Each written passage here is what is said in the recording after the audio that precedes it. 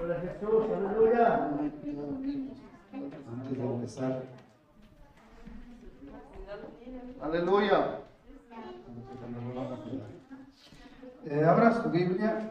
Vamos a empezar con el mensaje. Amén, amén. Salmos, capítulo 40. Amén.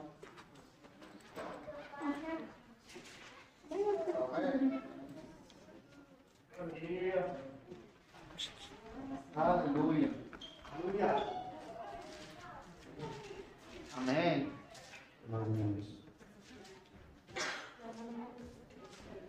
Salmos, capítulo 40. Amén, amén.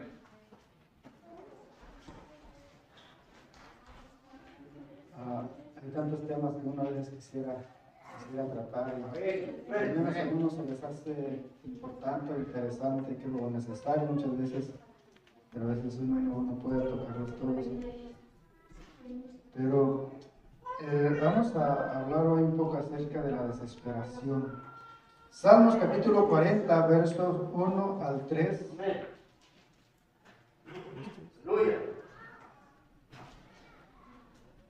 ¿Todos lo tienen? Voy a dar lectura, hermanos, y me siguen con su vista. Dice así la palabra del Señor en el nombre del Padre, del Hijo y de su Santo Espíritu. Pacientemente esperé a Jehová y se inclinó a mí y oyó mi clamor y me hizo sacar del pozo de la desesperación, del lodo cenagoso. Puso mis pies sobre peña y enderezó mis pasos. Puso luego en mi boca cántico nuevo, alabanza a nuestro Dios. Verán esto muchos y temerán y confiarán en Jehová. Amén. Vamos a orar. Te damos gracias, Señor, por este tiempo, gracias por este día, gracias por cada uno de mis hermanos, Señor, que dispusieron ese tiempo, Dios, para estar en tu casa, para estar en este lugar, para escuchar tu palabra, Señor, para aprender de ti. Gracias por esa oportunidad, Señor, que tú nos das a cada uno, Señor, de poder reunirnos, Señor, en este lugar para bendecirte, para exaltarte, Dios. En esta hora, Señor, pongo toda carga, todo cansancio, Señor, toda preocupación, toda enfermedad, toda violencia, todo aquello, Señor, que quiera estorbar en esta hora, todo aquello que quiera levantarse en esta hora, Señor, lo ponemos en tus manos y que sea tu Espíritu Santo, Dios, hablando en nuestras vidas, que sea tu Espíritu Santo, dándonos, Señor, esa palabra, Dios, que cada uno necesita, Señor. En el nombre de Jesús, despeja los aires, Señor, y ponemos, Señor, este tiempo en tus manos, que seas tú glorificándote, Dios, en la vida de cada uno, Señor, en el nombre de Jesús. Gracias, Dios. Amén y amén. Puede tomar su lugar. Amén. Estaba, hace unos días estaba mirando para algunos pasajes para hablar acerca de la espera, qué tan importante es aprender a esperar. Pero estaba leyendo en este pasaje de Salmos, y aquí habla un poco acerca de lo contrario de lo que es la espera, habla acerca de la desesperación. Y según dicen de que como sabemos, este Salmos es un canto de David. Y cuando uno empieza a leer, dice pacientemente esperé a Jehová. Vemos cómo él empieza reconociendo lo que él estaba haciendo. Y esto es como que este canto, como que es la respuesta de Dios. Como que David estuvo pasando por un proceso, por una situación, y llegó un momento cuando Dios lo escuchó y él empieza con este salmo. Algunos dicen de que este Salmos lo escribió a lo mejor David después de todo ese proceso que él pasó con Saúl, durante toda esa persecución que Saúl impulsó contra él, cómo quiso acabar con su vida y todo lo que él pasó para llegar al momento de su coronación. Algunos dicen de que David escribió este Salmos en ese momento y por eso él empieza a reconocer lo que él hizo, todo lo que él tuvo que pasar. Y él empieza a agradecer, a reconocer y cómo Dios lo escuchó, cómo Dios llegó a este momento cuando él empezó a recibir la respuesta de Dios. Estaba mirando que alguien en YouTube que a veces lo escucho, que se llama Santiago Segovia. Él no tiene nada que ver con el cristianismo, pero él decía de que hay tres cosas que uno tiene que tratar, tres situaciones que a veces nos pasan, que si uno no los trata, si uno no le pone atención, puede que ese problema nos lleve a algo más, nos llegue a algo más fuerte. Y él dice de que estas tres cosas son la pérdida de un ser querido. Creo que a todos nos cuesta, a todos padecemos, todos sufrimos cuando un ser querido fallece, cuando alguien que ha estado a nuestro lado, alguien que ya sea nuestros papás, a lo mejor el abuelo, un hermano, la pérdida de un ser querido, dice que es una de las cosas que uno tiene que tratarse. Porque si no, esta simple, o aparentemente esa simple tristeza, que a veces muchos lo toman como eso, como un duelo, o como a lo mejor va a ser un tiempo solamente limitado, pero si uno no se trata y uno no sabe sobrellevar ese duelo, esa tristeza, puede que eso lo lleve a otros problemas más profundos, a otros problemas más difíciles, que eso se vaya acumulando hasta caer en la depresión y por ahí se va. Entonces la pérdida de un ser querido es algo que uno tiene que tratarlo. Lo otro dice que es el divorcio, que es lo que más hay en estos días, el divorcio. Por eso muchos dicen de que muchos también ya mejor no prefieren no casarse, porque algunos dicen cuando firman el papel, lo más probable es que se divorcien. El divorcio es un tema también que uno tiene que tratar. Cuando uno se casa, pienso que uno no se casa con esa idea de separarse. Cuando uno se casa, pienso que tiene esa idea de estar para siempre, de vivir con las promesas que se hacen en las ceremonias, en la pobreza, en la riqueza, en la enfermedad, en la salud. Y uno, o al menos esa es la idea. Y uno quisiera, y a lo mejor uno se casa con ese deseo. Pero en el proceso, en el transcurso de la vida, los problemas van saliendo, las diferencias, a lo mejor las discusiones. Y también si uno no puede o no sabe cómo sobrellevar esos problemas, puede que termine en el divorcio, y el divorcio derive en otras cosas. Ayer estuve en un evento en Crescent City y sin querer ahí escuché algo de la persona que estaba maquillando ahí a la quinceañera y a los familiares. Y decía ella de que, hablando de la música, lo que iban a poner ahí en el 15 años y lo que se iba a hacer y todo lo que iban lo que estaban armando para el evento, y empezaron a sacar qué canciones van a poner, qué van a bailar, y los pasos y todo eso. Y dijo esta muchacha o esta señora, esta mujer, que a lo mejor ella se iba a poner a llorar. Porque decía de que, bueno, no estaba hablando conmigo, yo estaba ahí, estaba con las fotos y videos, y ella estaba ahí ahí en la cocina, pues ahí estaba arreglando a las mujeres, y pues ahí estaba yo para las fotos, y pues ahí estaban con esta plática. Y decía de que desde que ella se divorció, no sé hace cuánto, no lo pregunté, pero platicaba con la abuela de la quinceañera, y decía de que desde que ella se divorció, se volvió muy sentimental, y que muchas veces por cualquier cosa llora, o que a veces llora por las canciones, aún llora por gente también que ni conoce, que simplemente se volvió muy sentimental desde que ella se separó de su esposo.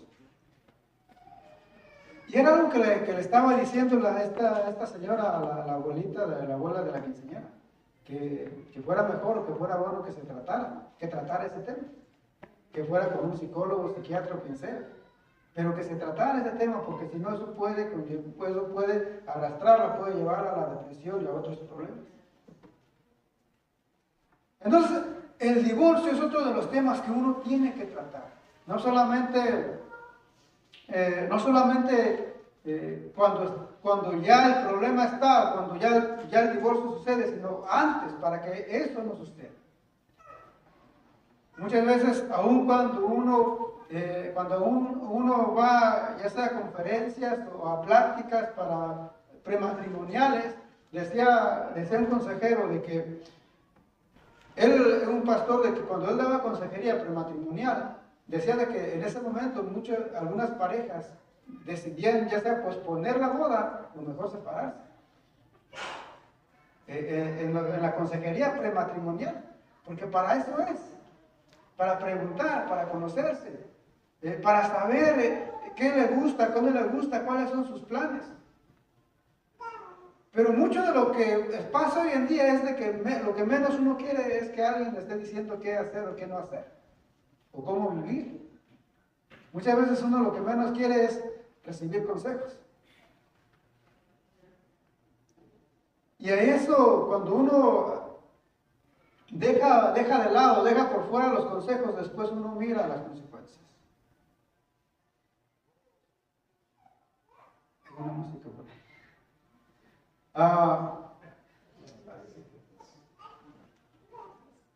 Muchas veces uno trata de aconsejar, y estaba pensando con los jóvenes dimos una serie de 4 semanas sobre el noviazgo, y muchas veces aún así uno no hace caso a esos consejos, y después uno paga las consecuencias. Pero no por falta de consejos, sino porque uno hace a un lado los consejos. Bueno, pero eso no era el tema. Entonces, pero es importante hablar sobre el divorcio. Decía un cantante, y por un tiempo me puse a pensar, y a lo mejor puede que tenga razón. Decía un cantante de que el divorcio es más por algo egocéntrico, porque muchas veces hay situaciones que sí es necesario la separación, y el mismo apóstol Pablo recomienda, o por lo menos da algunas razones cómo uno se puede separar. Pero en la mayoría decía este cantante de que es más por egos, porque uno no quiere ceder a lo que el otro quiere. Pero volvimos al mismo problema, es por cosas que no se hablaron durante el noviazgo, que no hubo consejería prematrimonial. Decía un sacerdote que muchas veces uno tiene expectativas muy altas sobre la pareja, y cuando uno está en esa relación, uno se casa esperando que la otra persona cambie, que la otra persona, no, a lo mejor ya cuando nos casemos esta va a cambiar, va a mejorar, va a hacer esto y va a hacer lo otro, y uno se crea esas expectativas, y uno espera y uno se casa con esa idea de que esa persona va a cambiar. Y decía este sacerdote, cuando alguien hace eso, entonces la otra persona no te engañó, esa persona sí era, tú te engañaste. Tú fuiste la que se creó una falsa expectativa, no tu pareja. Ella ya era así. No te dijo que iba a cambiar. Entonces uno se crea falsas expectativas. Como les decía, el divorcio no era el tema. Lo otro es la pérdida de una casa. En otra ocasión hablamos del divorcio. La pérdida de una casa. Entonces, 3 problemas que uno tiene que tratar: la pérdida de un familiar, el divorcio, por lo menos esas 3 cosas, y la pérdida de una casa. ¿Cuántas personas no se han ido a bancarrota? ¿Cuántas personas no se han quitado la vida por haber perdido su casa? Esos son problemas que uno se tiene que uno tiene que tratar. ¿Y por qué mencionaba un poco sobre estos temas?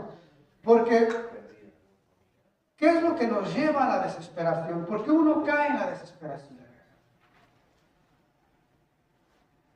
Uno cae en la desesperación por muchas razones, y estas, como decía, estas solamente son tres que mencionaba este personaje y que me llamó la atención. Pero uno cae en la desesperación aún por el pecado. De hecho, el rey David muchas veces clamaba a Dios, él estaba desesperado porque él sabía lo que había hecho.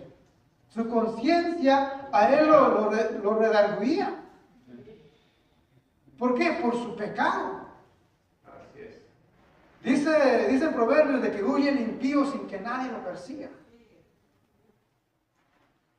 Entonces, muchas veces uno cae en la desesperación, muchas veces por el pecado, ya sea por las deudas, por problemas, por enfermedad, por cualquier cosa, muchas veces cae uno en esa desesperación. Ahora, ¿qué es la desesperación? Dice algunos artículos que estaba buscando. Dice, la desesperación es una sensación de angustia y desesperanza que puede afectar a las personas en diferentes momentos de sus vidas. Es un estado emocional intenso que puede manifestarse de diversas formas y con diferentes niveles de intensidad. Alguien más decía, la desesperación, dice, es el nombre de un estado emocional que atraviesa a alguien que, por alguna razón, ha perdido la tranquilidad y la esperanza. Se llega a padecer dicha realidad a raíz de la impotencia, la angustia y el sufrimiento que generan ciertas situaciones. El salmista decía, pacientemente esperé a Jehová y él se inclinó a mí, escuchó mi clamor, me hizo salir del pozo de la desesperación. Para David, y creo que para uno también, cuando uno cae en esa situación, es como un pozo donde uno, no sé si ustedes han tenido un sueño donde a veces uno que sueña que va cayendo y va cayendo y no hay un fondo. Así es la desesperación. El lodo cenagoso dice, bueno, creo que es más como un pantano. Y sabemos, o al menos en películas, que en un pantano, cuando uno cae en un pantano, uno trata de moverse, mientras uno trata de salir, de escapar, más uno se va hundiendo. Es el lodo cenagoso. La desesperación es como un pantano, es como un pozo donde uno queda atrapado, donde uno busca la manera de salir, pero por más que uno se esfuerza muchas veces, en lugar de salir, uno se va hundiendo más. Así es la desesperación.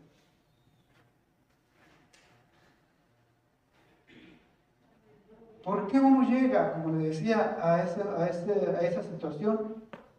Por el pecado, por las deudas, por el divorcio, por separaciones, por la muerte de un familiar. Por muchas razones uno cae en esa desesperación.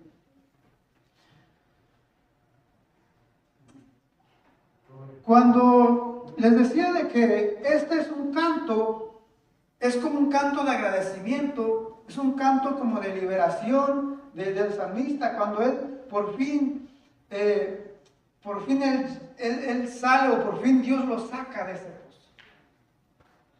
Cuando por fin él escucha o él obtiene la respuesta de Dios y él sale de esa desesperación, sale de ese pozo. Creo que en estos días me pasó algo con el carro, que primero tuvo un problema, arreglé supuestamente ese problema, después tuvo otro, y como que me estaba cayendo en ese pozo de desesperación. Y a ver, mañana a ver qué le sale. Y uno empieza a caer en ese pozo, en ese pantano. Pero, ¿qué es lo que uno puede hacer cuando uno está en esa situación? Como le decía a David, él entona este canto, escribe este canto en agradecimiento. Pero para llegar a esto él tuvo que hacer algo. ¿Qué es lo que él tuvo que hacer? Dice, pacientemente esperé a Jehová.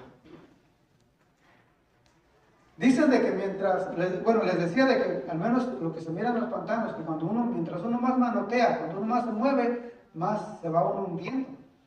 Pero David dice, yo pacientemente esperé. O sea, no se movió. Él esperó solamente en Dios. No recuerdo si a Moisés le dijo Dios, tú estate tranquilo, yo me voy a encargar de los enemigos. Yo me voy a encargar de los demás, tú solamente estate tranquilo. Pero muchas veces uno busca el problema con la desesperación es que muchas veces uno busca la solución. Uno quisiera la solución en ese momento. Uno quisiera salir de ese pozo en ese momento. Y uno busca la manera de cómo salir, pero cuando uno busca y no espera la respuesta de Dios, no espera la ayuda de Dios, lo que va a hacer uno es hundirse más. Por eso David decía, pacientemente esperé. En otras, no recuerdo si en el original decía de que esperé en la espera. Mientras esperaba, estaba esperando. Usa la palabra 2 veces. Esperé mientras esperaba. Esa era la paciencia de David. ¿Qué pasó mientras él esperaba? Él clamaba a Dios, y ahí está la importancia de la oración. Mientras él esperaba, mientras él estaba en esa situación, él clamaba a Dios, él esperaba la respuesta de Dios, y llegó un momento cuando dice que Dios lo escuchó. ¿Qué pasó cuando Dios lo escuchó? Dice, y se inclinó a mí, y oyó mi clamor. Estaba mirando cuando la Biblia habla, y estaba mirando cómo cuando uno se mete, o cuando uno a veces es bueno buscar el significado de cada palabra. Cuando uno entiende el significado de cada palabra, como que uno entiende más el mensaje o lo que el escritor está diciendo. Y dice de que cuando usa esta palabra, ¿qué significa esta palabra que Dios se inclinó? Muchas veces a lo mejor con sus hijos, con los niños, cuando alguien lo está hablando a uno, y uno como que a veces como que escucha por ahí que alguien lo está llamando, y como que algo escucha, pero cuando uno se da cuenta a lo mejor quién es, uno calla todo. Bueno, si los niños, lo que sea, a ver, guarden silencio, cállense porque no estoy escuchando. Y hay un silencio total para escuchar solamente a esa persona. Y solamente se escucha a esa persona. Entonces cuando usa esta palabra de que Dios se inclinó, es eso, guarden silencio. Voy a escuchar. Voy a poner atención, voy a pararme, voy a ver qué es lo que quiere. Es como que todo se detiene para prestarle atención, es para dejar todo. ¿Qué es lo que hizo María cuando Jesús llegó a visitarlas? Dice que ella dejó todo lo que estaba haciendo para sentarse y escuchar. Aleluya. Dejó todo lo que estaba haciendo, se sentó a escuchar lo que el maestro tenía que decir. Aleluya. Y esa es más o menos la idea de este pasaje. Cuando Dios se inclina, es porque Dios está prestando atención a lo que uno está diciendo, o a lo que uno va a decir. Por eso dice el salmista, Dios inclinó y se inclinó a mí y oyó mi clamor. Cuando uno ya tiene la atención de alguien, es momento de aprovechar lo que uno quiere decir. Por eso cuando uno habla acerca, por ejemplo, acerca de cómo predicar, o para las conferencias y todo eso, dicen de que es bueno empezar con una historia, con una anécdota o algo para captar la atención. Por eso ustedes están muy atentos a lo que se dice. ¿Por qué? Porque uno ya captó la atención y cuando uno capta la atención es momento de decir lo que uno quiere decir, de soltar lo que uno tiene. Entonces David se da cuenta de que, o entiende por lo menos de que Dios ya lo está atendiendo a él, que Dios ya se inclinó, que dejó todo, que tiene toda la atención de Dios. Ahí David empieza a desahogarse con Dios. Dice, y oyó mi clamor. Pero no solamente dice de que oyó su clamor. Jesús cuenta también esta parábola de esta mujer que va este juez para que le haga justicia y que va todos los días y no le hace caso hasta que llega un momento en que el juez dice, bueno, ya traigan, voy a atenderla para que no esté ahí molestando. Entonces llegó un momento ya que el juez dijo, bueno, ya traigan a ver qué quiere. Cuando uno tiene esa oportunidad, es un momento de desahogarse, es un momento de exponer a Dios lo que uno tiene. Y esa es la importancia también de lo que hacía David, de estar perseverando en esa paciencia, de no desesperarse, sino que él estaba clamando todos los días mientras esperaba. Dice, y me hizo sacar del pozo de la desesperación y del lodo cenagoso. Vamos a ver qué es lo que dice ahí en Job.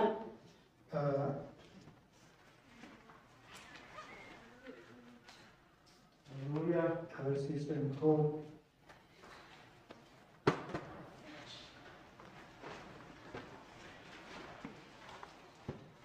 Hablando acerca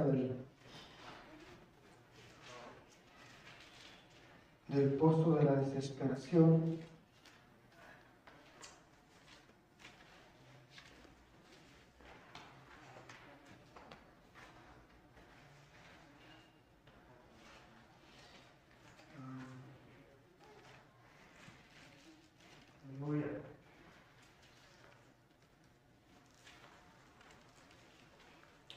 El verso 38-30,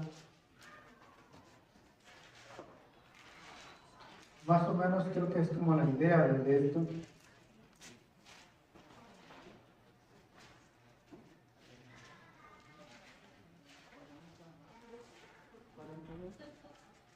Job 38-30 dice, las aguas se endurecen a manera de piedra y se congela la faz del abismo. Las aguas, dice, se congelan a manera de piedra. Y dice el salmista, me hizo sacar del lodo cenagoso.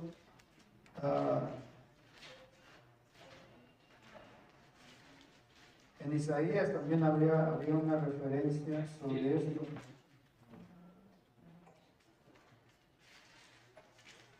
Pero dice en Salmos, y me hizo sacar del pozo de la desesperación, del lodo cenagoso, y puso mis pies sobre peña y enderezó mis pasos.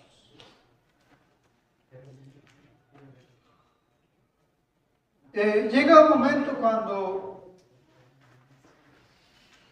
cuando Dios escucha y ve, dice la Biblia de que cuando Él, por mucho tiempo los israelitas estaban pidiendo su liberación, estaban pidiendo un libertador, estaban clamando a Dios para que los librara de los egipcios.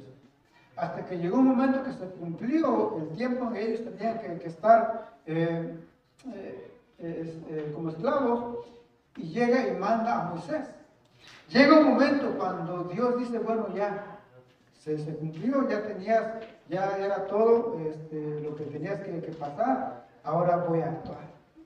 Llega un momento cuando Dios nos saca, nos libera, pero muchas veces nosotros nos olvidamos de esa situación, porque una de las cosas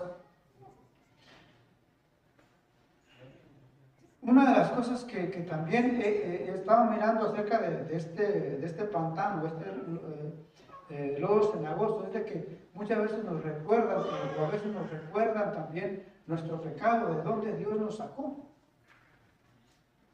¿Dónde estábamos? ¿Dónde Dios metió su mano para sacarnos? Y muchas veces nosotros nos olvidamos de dónde Dios nos sacó. Entonces, este lodo cenagoso también es un recordatorio en ocasiones de dónde Dios nos sacó. Puso mis pies, dice, sobre peña y enderezó mis pasos. Aquí viene la otra parte también, cuando le decía de que muchas veces uno se olvida. Dice, puso cántico nuevo, alabanzas a nuestro Dios. En esta parte creo es donde nos toca a nosotros. La primera parte es como que lo que Dios hizo por David, lo que Dios hizo por nosotros, dónde Dios nos encontró, cómo estábamos, lo que Dios hizo por nosotros, cómo Dios nos liberó, cómo Dios nos rescató. Y aquí viene la parte de nosotros. Todos conocemos la historia de estos 10 leprosos. Cuando Dios los libera, cuando Dios los sana, cuando Jesús los sana, dice que ellos se van y solamente uno regresa a dar gracias. Muchas veces uno se olvida de darle gracias a Dios por lo que Él ha hecho.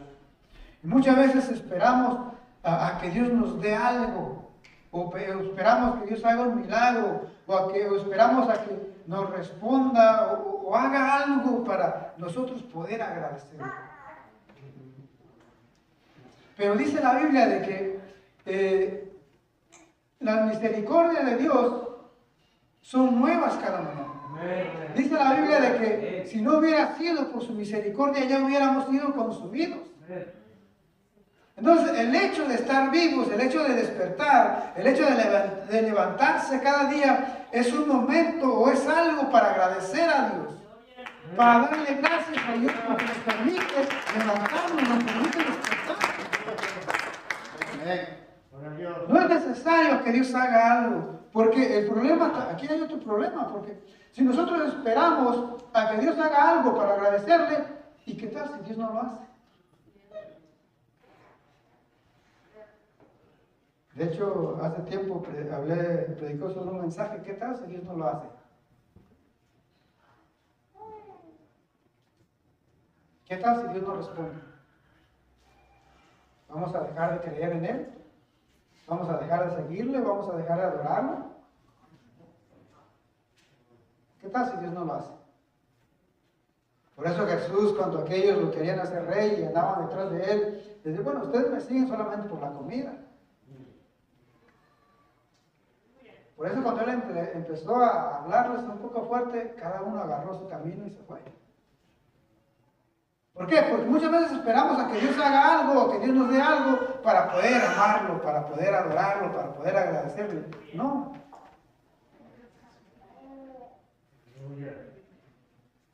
Cada día es un momento, es una oportunidad para agradecerle por lo que ya Dios hizo por nosotros. El hecho de rescatarnos, el hecho de tenernos aquí ya es un motivo de agradecimiento.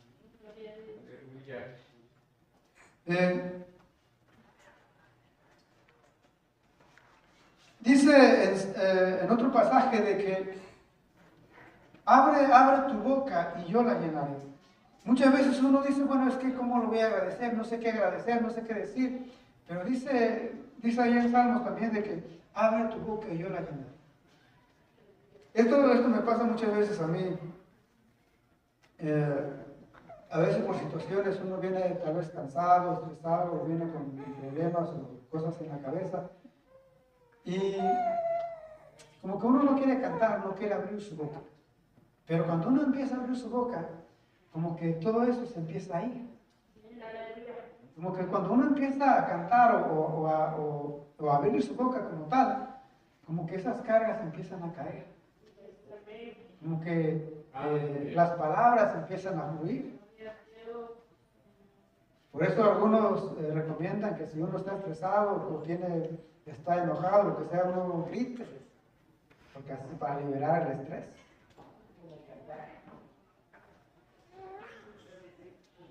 Por eso dice, abre tu boca y yo la llenaré. Cuando uno empieza a adorar a Dios, Él va poniendo esas palabras. Aún dice la Biblia que muchas veces cuando nosotros no sabemos qué pedir, dice que el Espíritu pide por nosotros. Pero simplemente nosotros tenemos que dar el primer paso, tomar la iniciativa, empezar a hablar, empezar a abrir nuestra boca, empezar a adorar a Dios. Y las palabras van a empezar a fluir. El Espíritu va a empezar a fluir. Dios va a poner esas palabras en nosotros.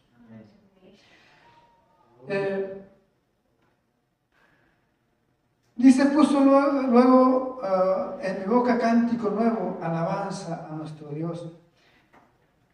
El resultado, y con esto vamos a terminar, el resultado de esto lo vemos aquí. Verán esto muchos y temerán y confiarán en Jehová. Verán esto muchos y temerán y confiarán en Jehová. Muchas veces uno se queja de los problemas que uno pasa, de las situaciones, de la enfermedad, de la escasez, y uno se queja de todos los problemas que muchas veces nos pasan, pero dice el apóstol Pablo que nada de lo que nosotros pasamos es algo fuera de este mundo, sino que las mismas cosas que nosotros pasamos están pasando otros hermanos en otros lugares, y a lo mejor quizás peor que nosotros. Entonces, aún la otra vez en la enseñanza que daba el pastor y preguntaba acerca del mal, muchas veces cuando hay una situación o tiene que haber muchas veces situaciones difíciles o tiene que ver la maldad para que lo bueno se salga a la luz. Uno se dice, bueno, ¿por qué hay tanta maldad? Bueno, pero si no, decía César Luis de que el precio, la maldad es el precio que uno tiene que pagar por la libertad. Si Dios quisiera eliminar la maldad, pues tendría que quitarnos nuestra libertad. Tendríamos que ser como robots. Entonces, la maldad simplemente es consecuencia de nuestra libertad, porque nosotros tenemos esa capacidad de poder elegir hacer lo bueno o hacer lo malo.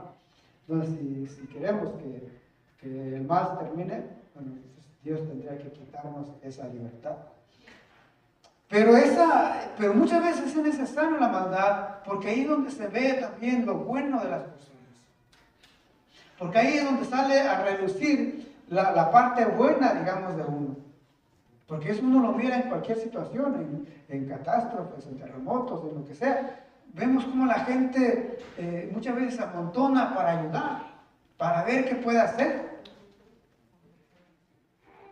Cuando pasamos situaciones difíciles o cuando uno ve que alguien está pasando por una situación difícil, uno trata también la manera de ayudarle. O a lo mejor uno busca la manera de cómo ayudarle. Entonces, el mal muchas veces, esos tipos de circunstancias muchas veces son buenos para nosotros, son beneficiosos para nosotros.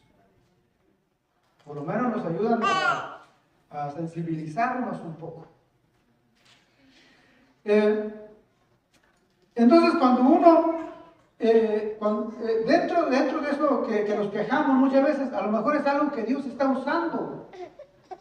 A lo mejor Dios está usando esa situación, esa circunstancia, ya sea para moldearnos a nosotros, para trabajar con nosotros o para trabajar en otro, para trabajar en los demás, para hacer algo en los demás. Y aquí entra el testimonio. Porque dice de que cuando Él por fin sale de todo este problema, de toda esta situación, ¿qué es lo que pasa? De que otros miran la situación en cómo David se encontraba y a causa de eso ellos creen en Dios. Ellos confían en Dios, ellos temen a Dios.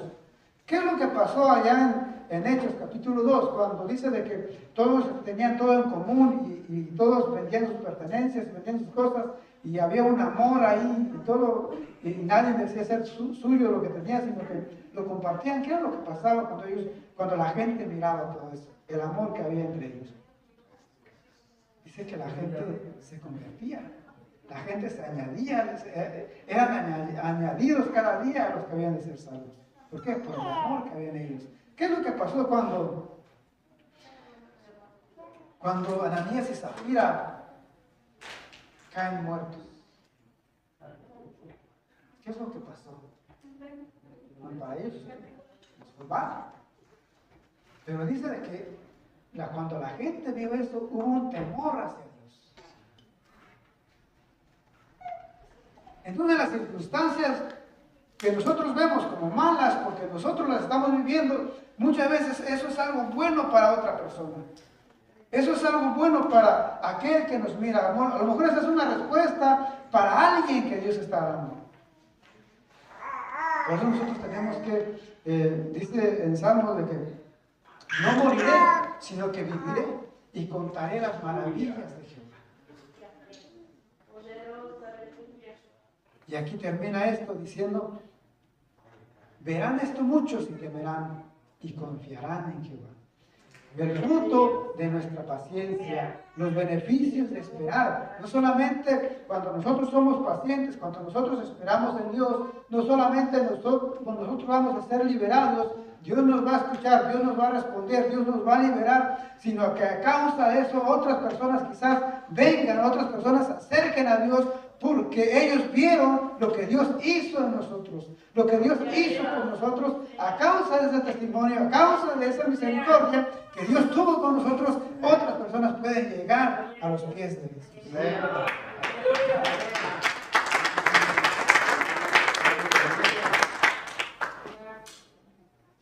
Seamos pacientes. No nos desesperemos. Hay momentos en que uno se desespera. Hay momentos en que a lo mejor el enemigo, a lo mejor las situaciones nos están llevando a la desesperación, nos están arrastrando a ese pozo. Pero si uno se da cuenta, o si uno tiene, o si uno escucha la voz de Dios que nos está diciendo que nos esperemos, que paremos, si uno se está dando cuenta que está siendo arrastrado a este pozo, es mejor detenerse, pararse, esperar, clamar a Dios. Es difícil, pero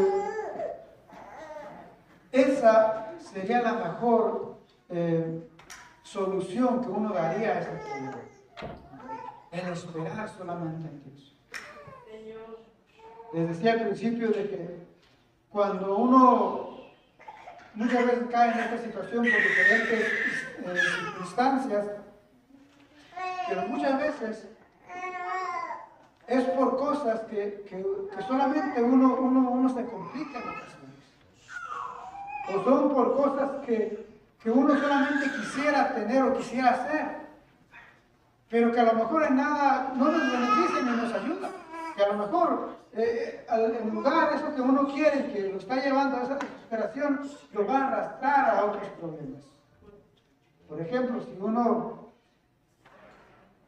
hablaba del carro, si uno, un carro que está batallando ahí todos los días, está batallando con un carro, y uno se desespera por comprar y agarrar otro carro, bueno, ¿qué es lo que voy a hacer? Primero ya me estoy desesperando por ese carro. Bueno, lo que voy a hacer es, como quiera, necesito otro carro, voy a tener que buscar otro trabajo.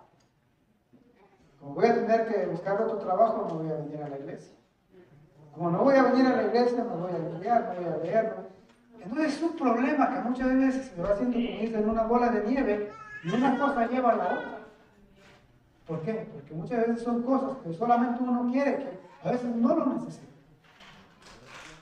Y a mí me ha pasado.